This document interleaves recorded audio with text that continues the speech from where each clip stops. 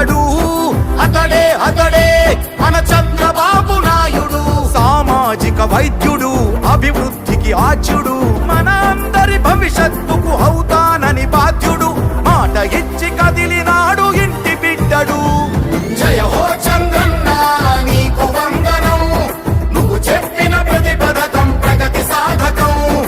అన్నా చంద్రన్న నీ ముందు చూపు అద్భుతం, నువ్వు తెచ్చిన ప్రతి మార్పు తరాలకే సార్థకం.